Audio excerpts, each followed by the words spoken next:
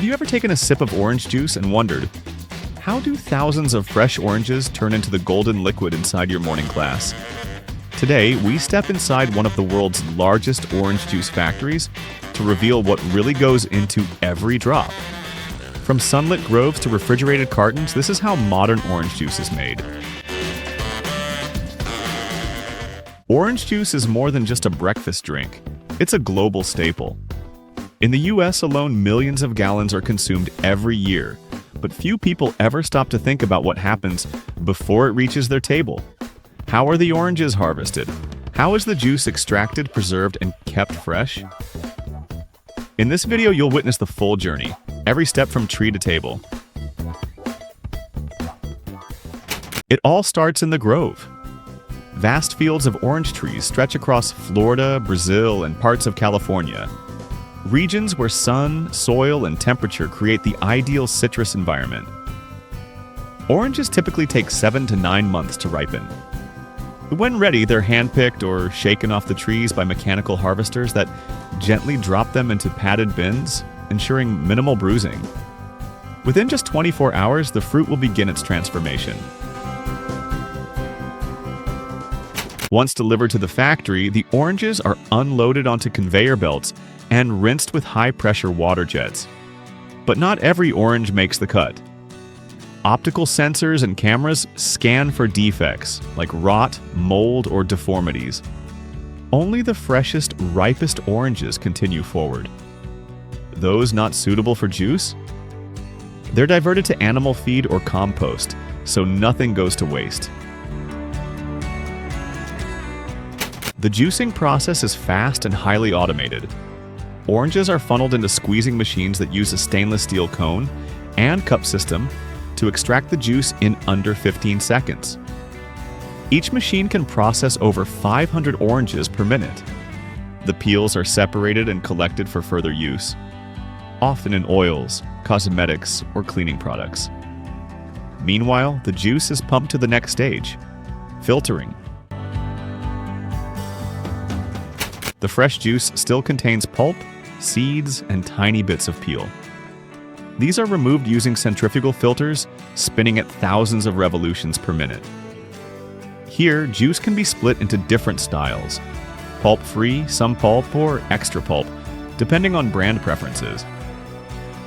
Every detail is calibrated so the consumer gets exactly what they expect in every sip. To ensure safety and shelf life, the juice is gently pasteurized. It's quickly heated to around 90 degrees Celsius, 194 degrees Fahrenheit, for just 15 to 30 seconds, then rapidly cooled. This kills any harmful bacteria while preserving as much fresh flavor and vitamin C as possible.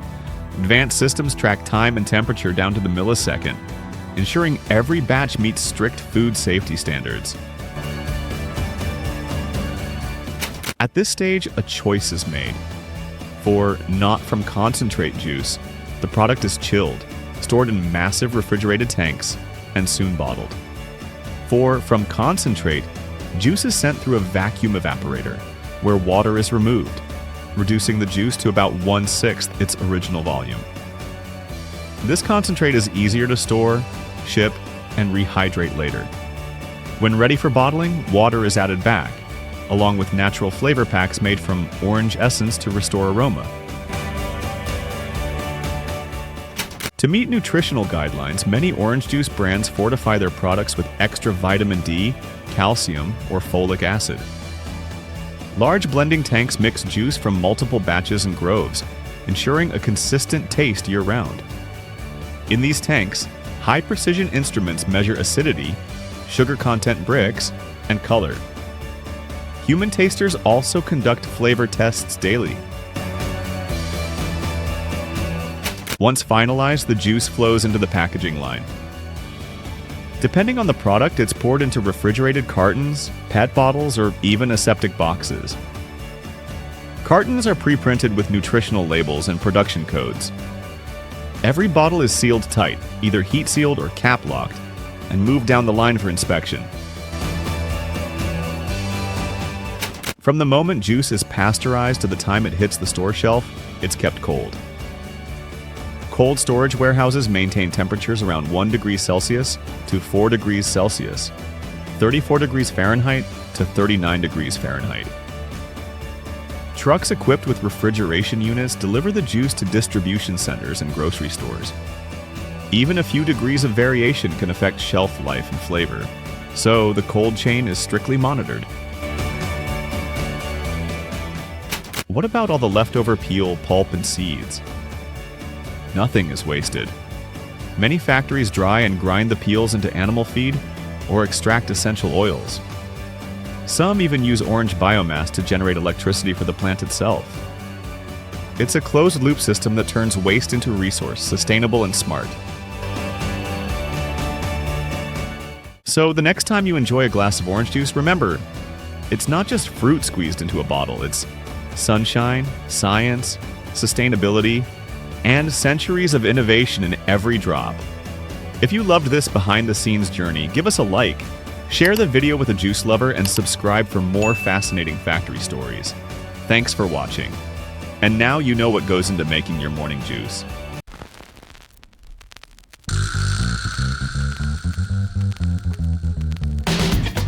Snickers. That single word alone sparks cravings, doesn't it? Picture a compact little bar that's a flavor explosion.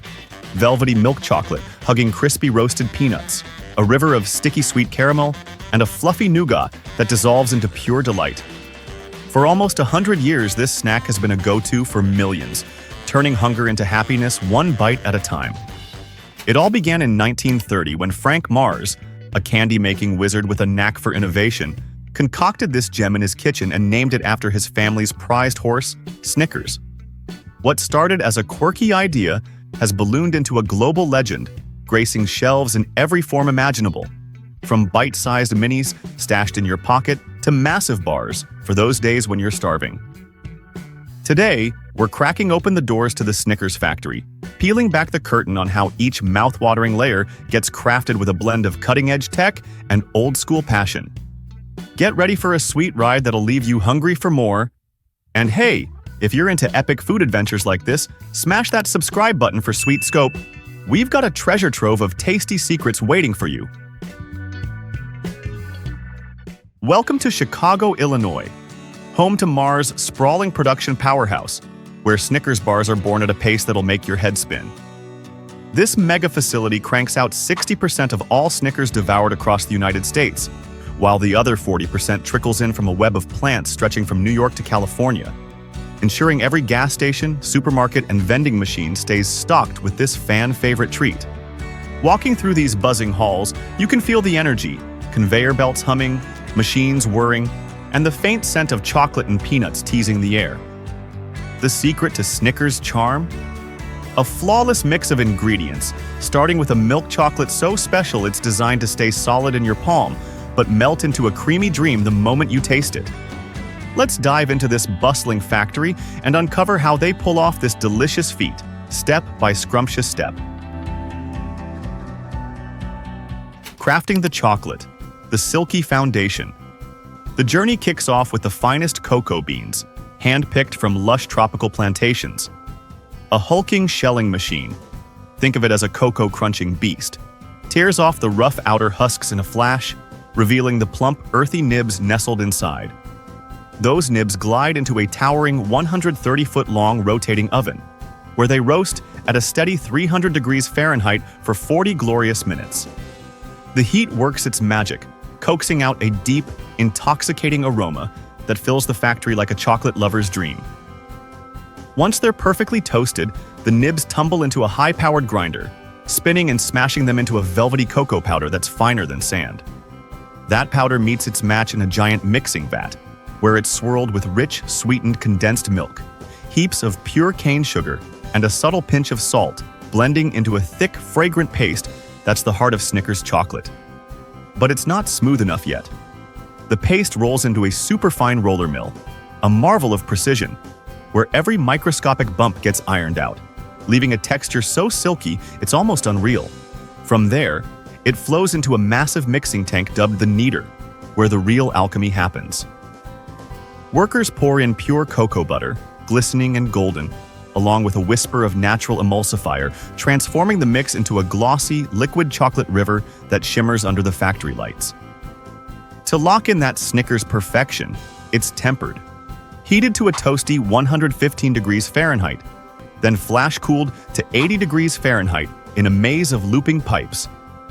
This dance aligns the cocoa butter crystals into a tight, gleaming lattice, giving the chocolate its signature shine and that heat-proof edge. No sticky fingers here?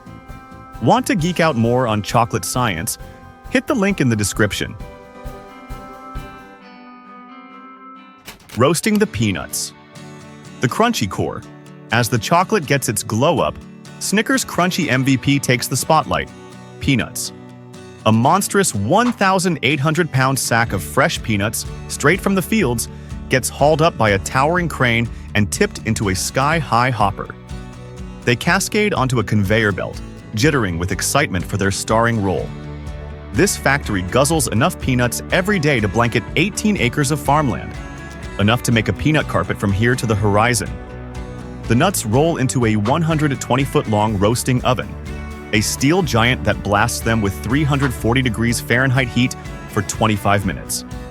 Inside, they flip and tumble, turning from pale beige to a rich golden brown, unleashing a bold, nutty aroma that's downright addictive. Out they come, sizzling and fragrant, greeted by a blast of cool air from industrial fans that swoop in to halt the roasting just right. Then, they spin through a whirring drum where a fine mist of salt dusts each peanut, locking in a savory zing that cuts through the sweetness like a pro. Cooking the caramel, the sticky star. Now, let's stir up the caramel, the gooey glue that ties Snickers into a flavor powerhouse.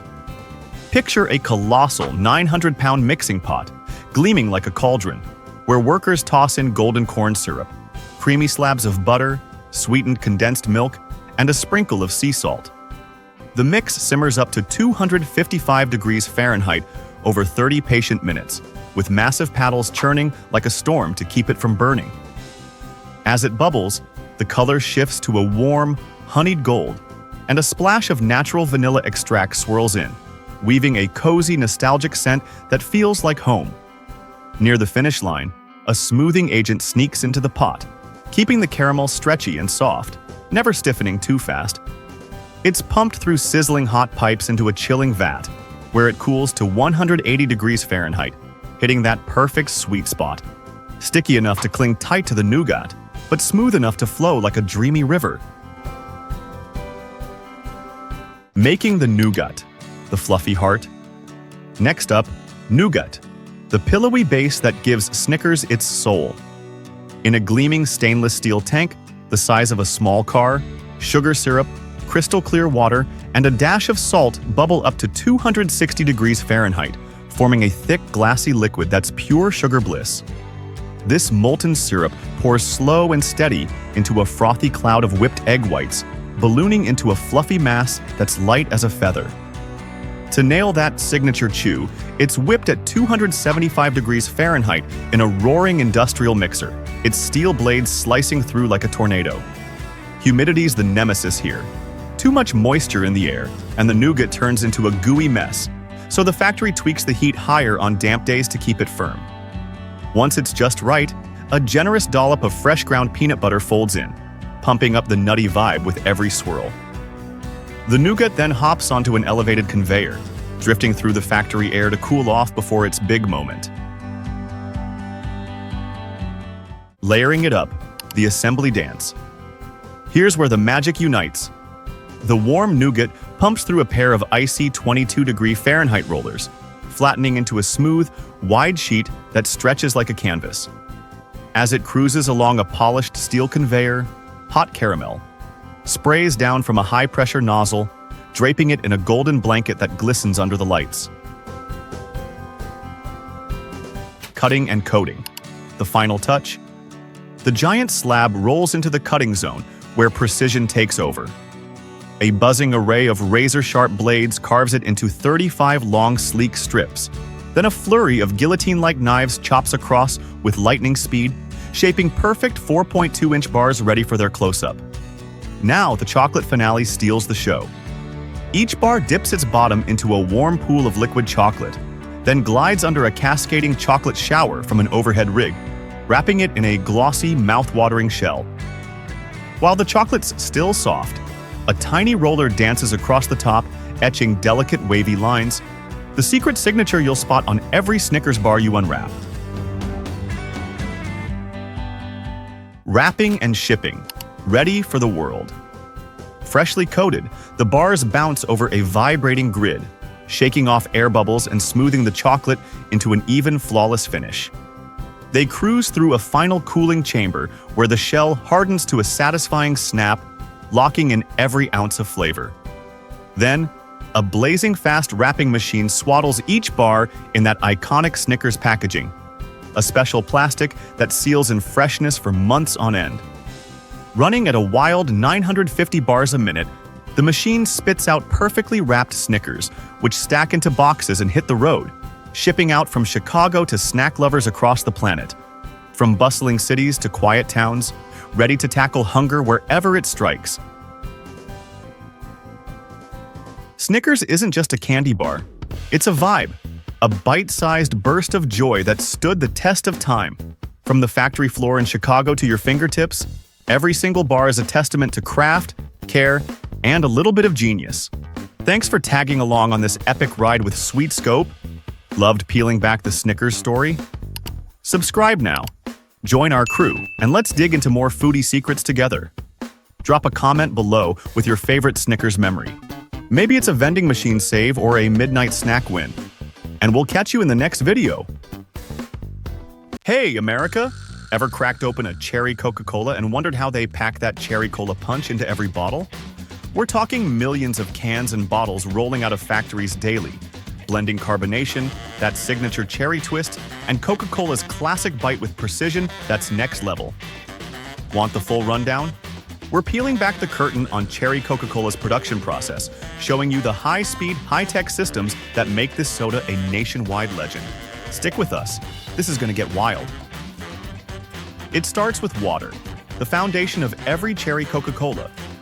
Not just any water, though. This has to be pure enough to carry that iconic taste. Where do they get it?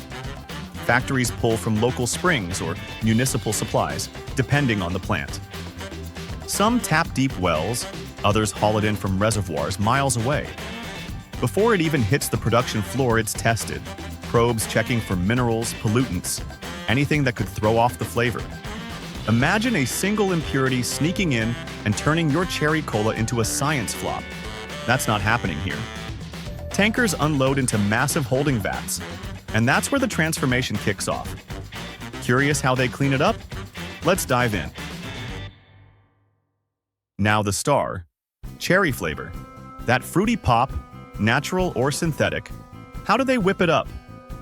Natural cherry extracts come from ripe cherries, cold pressed into a juice that smells like a Midwest orchard in July.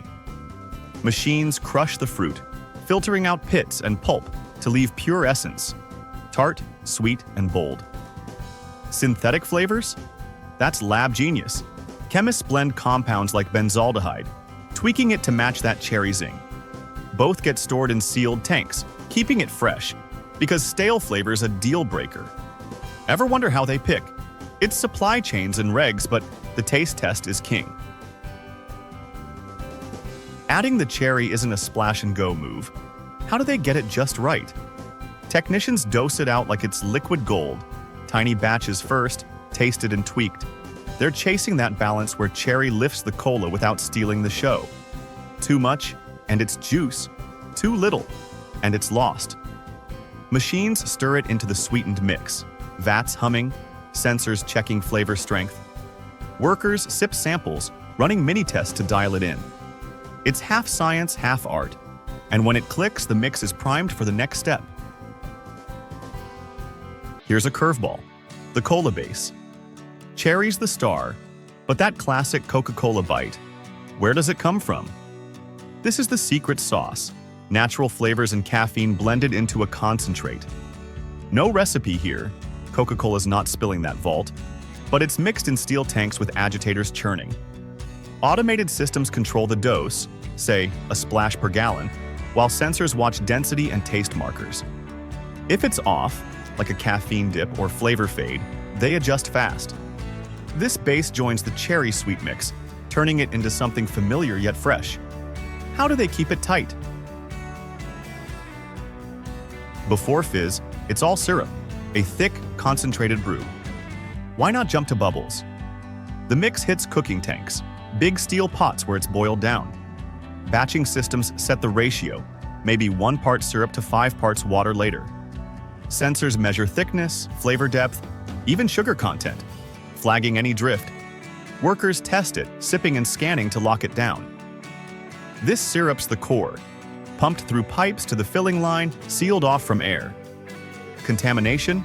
Not on this watch. Now the bubbles. Cherry Coca-Cola's got a fizz, right? How do they make it snap? The syrup hits carbonation tanks, tall steel towers blasting CO2 under pressure. It's not a free-for-all. The fizz level's exact. Too much, and it's a geyser. Too little, and it's dead. Sensors track pressure, temp, and CO2 flow, adjusting valves if it shifts. Warm syrup sheds bubbles. Cold won't take them. A glitch, like a syrup clog or CO2 spike, gets nabbed quick, with workers and machines syncing to fix it. Every bottle gets that crisp pop you love. The big show? Filling. The line's insane. How do they pack millions without a hiccup? Conveyors haul bottles and cans under nozzles, pouring cherry Coca-Cola, exact doses every time. Nozzles match the speed, dumping clean and fast. Random pulls hit pressure tests, checking fizz and seals. Weak bubbles or leaks. They tweak CO2, fix heads, adjust temps. Live, no pause. It's a high-wire act, and it's why every can's perfect. Seals got a hold. How do they check? Capped containers hit rigs, machines press, testing strength. Some get water dumped. Bubbles mean trouble. Others face vacuum pulls, sucking air to spot flaws. A bad batch, like a cap popping, triggers a hunt. Swap parts, tighten specs. It's fast, fierce, and keeps the fizz locked in. Last stand. Quality control. How do they know it's gold? Samples get yanked, tasted for cherry cola balance, scanned for fizz and clarity. Machines and workers match it to Coca-Cola's playbook. If it's off, flat, faint, anything, they halt it, tweak the mix, retest till it sings. This is why every sip's the same, coast to coast. Wrapping it up, how do they finish? Containers zip to robots, stacking cases, slapping barcodes. Conveyors feed wrappers, sealing tight. It's the end. Water to cherry Coca-Cola, raw to ready, all in a precision storm. Millions hit the shelves daily, and this is the how. Obsessed with how cherry Coca-Cola gets made? Subscribe to Process Vibes. We're cracking open production secrets for you. Hit the bell, toss your next idea in the comments, and let's keep it rolling. What's your pick?